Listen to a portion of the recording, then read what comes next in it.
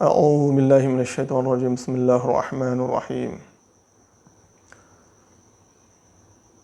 ولا تنكح المشركات حتى يؤمن ولا أمة مؤمنة خير من مشركة ولو أعجبتكم ولا تنكح المشركين حتى يؤمنوا ولا عبد مؤمن خير من مشرك ولو أعجبكم أولئك يدعون إلى النار والله يدعو إلى الجنة والمغفرة بإذنه ويبين آياته للناس لعلهم يتذكرون۔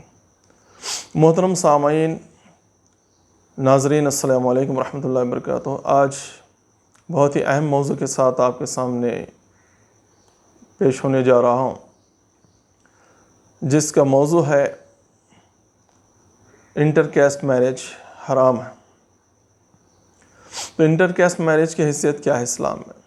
سورہ یہ جو آیت تلاوت کی گئی ہے سورہ بقرہ کی 221ویں آیت ہے، اور سورہ نور کی ابتدائی آیت میں بھی اللہ تبارک تعالیٰ نے اس کا مزید تذکرہ فرمایا کہ مشرک کا اور زانیہ کے ساتھ، وہاں تو زانیہ کا اضافہ ہے، زانیہ اور مشرکہ کے ساتھ نکاح حرام ہے، کوئی مومن اس کے ساتھ نکاح نہ کرے، اور کوئی مومن عورت زانی اور مشرک کے ساتھ نکاح کرے۔ وحرم ذلک علی المؤمنین، اور یہ مومنین پر حرام کیا گیا ہے، اللہ نے واضح طور پر فرمایا۔ تو آج ہم دیکھیں گے کہ انٹر کیسٹ میرج کی حیثیت کیا ہو گئی ہے، اور لوگ کس کو اتنا لائٹ لے رہے ہیں، اس کی خباثت کیا ہے، کس طرح سے مورل ویلیوز ڈاؤن ہو جاتے ہیں اور خاندانی نظام تباہ برباد ہو جاتا ہے۔ ان سناپسس پہ میری بات ہوگی۔ محترم دوستو، عزیزو، ماؤں بہنوں، آج کے اس پرفتن ماحول میں ہمارے ینگسٹرز کو اسپیشلی اس بات سے آگاہ ہو جانا چاہیے کہ ایمان سب سے بڑی چیز ہے، یاد رکھیے۔ اگر ایمان نہیں ہے تو پھر ہمارا کوئی وجود نہیں ہے، اور اس دنیا میں بھی ہم خسارے میں رہیں گے، اور مرنے کے بعد تو پھر اس نقصان کا کوئی ہم اندازہ ہی نہیں لگا سکتے۔ یہ انٹر کیسٹ میرج ہمارے ایمان پر ڈاکہ ڈالنے والا ہے، اور یہ فتنہ اتنا عام ہو رہا ہے کہ سب رجسٹر آفس کے بورڈ دیکھ کر دل گھٹن کا شکار ہو جاتا ہے، دل پارا پارا ہو جاتا ہے۔ انٹر کیسٹ میرج کے وہاں پر باضابطہ فوٹوز لگے ہوتے ہیں کپلز کے، اور آندھرا میں، یو پی میں، ادھر کرناٹک میں، کئی جگہوں پر، مہاراشٹرا میں، تقریباً اضلاع میں انٹر کیسٹ میرج عام ہو رہی ہے۔ یہ فتنہ کچھ دن قبل لو پروفائل پر تھا، لیکن آج بہت ہائی پروفائل پر ہو گیا۔ کئی واٹس ایپ گروپ میں بھی آپ دیکھیں گے اس کے شارٹ اسکرین آ جاتے ہیں، اسکرین شاٹس، کہ جس میں لوگوں کی فوٹو، تصاویر بتائی جاتے ہیں۔ تو یہ کیوں؟ حد سے زیادہ بے حیا روی کا شکار ہونا، اور ایمان کی اہمیت کو نہیں جاننا، اور حرمت کا احساس چلا جانا، یہ اس کی وجہ ہے۔ اور نکاح کو مشکل کر دینا، سب سے بڑی چیز۔ ہم اسلامی طریقے سے نکاح نہیں کرتے، تو پھر جب عمریں ڈھلتے ہیں تو لوگ فتنے کا شکار ہو جاتا ہے۔ تو اس لیے آئیے فتنے سے بچنے کے لیے پہلے اس کی حرمت کا احساس ہونا ضروری ہے۔ اللہ نے واضح طور پہ فرمایا، کب فرمایا آپ اندازہ لگائیے، جب ابھی پورے احکام نہیں آئے تھے تو لوگ جو پرانے تعلقات تھے، تو کچھ لوگ مشرکہ یا زانی عورتوں سے اپنے تعلقات کی بنا پر نکاح کے امیدوار تھے۔ تو اللہ تبارک تعالیٰ نے ایک حد نازل فرمائی کہ اب مسلمان پوری طرح سے باؤنڈ ہو جائیں گے۔ اللہ نے فرمایا وَلَا تَنكِحُوا الْمُشْرِكَاتِ حَتَّى يُؤْمِنَّ، تم نکاح نہ کرو مشرک عورتوں سے یہاں تک کہ وہ ایمان نہ لے آئیں۔ وَلَا أَمَةٌ مُؤْمِنَةٌ، اللہ نے کیا بہترین بات فرمائی، ایک لونڈی سرونٹ عورت بہتر ہے مومنہ اس مشرک عورت سے جو کتنی ہی رئیس کیوں نہ ہو اور خوبصورت کیوں نہ ہو۔ وَلَأَمَةٌ مُؤْمِنَةٌ خَيْرٌ مِّن مُشْرِكَةٍ وَلَوْ أَعْجَبَتْكُمْ، چاہے وہ تمہیں کتنی ہی پسند کیوں نہ جائے، کتنی بھلی کیوں نہ معلوم ہو جائے، کتنا ہی اٹریکشن تمہیں محسوس نہ ہو، وہ مشرکہ بہتر نہیں ہے اس مومنہ غلام عورت کے سامنے، لونڈی کے سامنے۔ پھر اللہ نے آگے فرمایا وَلَا تُنكِحُوا الْمُشْرِكِينَ حَتَّى يُؤْمِنُوا، خواتین سے خاص ایڈریسنگ ہے. آپ دیکھیے دونوں بھی اس چیز میں گرفتار ہو سکتے ہیں، اس لیے اللہ تعالیٰ نے دونوں کو خاص مخاطب فرمایا. اے مومن عورتوں، تم مشرک مردوں سے نکاح نہ کرو یہاں تک کہ وہ ایمان نہ لے آئیں. ولا عبد مؤمن خیر من مشرک ولو اعجبکم. ایک مومن غلام بہتر ہے اس مشرک سے، چاہے وہ مشرک تمہیں کتنا ہی بھلا معلوم ہو. اولئک، کیوں؟ کیونکہ یہ وہ لوگ ہیں مشرک جو تمہیں آگ کی طرف بلاتا ہے. اولئک یدعون الی النار، یہ لوگ تمہیں آگ کی طرف بلاتے ہیں. واللہ یدعو الی الجنۃ والمغفرہ، اللہ تعالیٰ اس کی مغفرت اور جنت کی طرف بلاتا ہے. ویبین آیاتہ، اور اس کی آیتوں کو واضح فرماتا ہے. للناس، لوگوں کے لیے. لعلہم یتذکرون، شاید کہ وہ نصیحت حاصل کریں.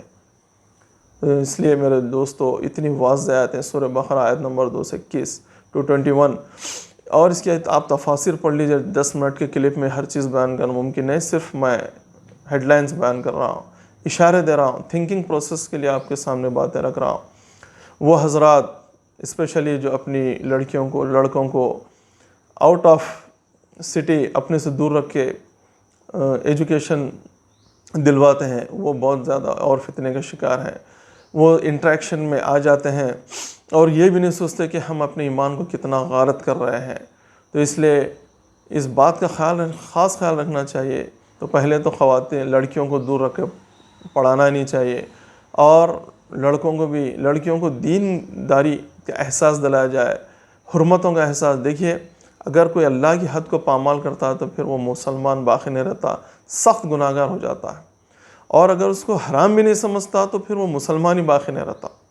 حرام سمجھ کے ارتکاب کرنا یہ فسق میں آتا ہے، اور حرام ہی نہ سمجھے یہ کفر میں آتا ہے. فقہاء کرام سے کہ فتاوی دیکھ لیجئے، علماء کرام سے آپ پوچھ لیجئے کہ اتنی شدت ہے. اللہ کی حدود کوئی معمولی چیز نہیں ہوتی.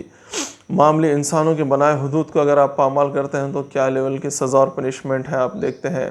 یہ تو اللہ رب ذوالجلال کی حدود ہیں، لیمیٹیشنز ہے، اس کا خاص خیال رکھنا چاہیے. آج پڑھی لکھی اسپیشلی پڑھی لکھی لڑکیاں کیوں مائل ہو رہے ہیں؟ ایک تو نکاح کو مشکل کیا گیا امت کی طرف سے، آسان نہیں ہے. اور دوسرا مسلم لڑکوں میں تعلیمی شرح بہت کم ہو گئی، یعنی ایجوکیشن کا جو لیول ہے بہت کم ہو گیا.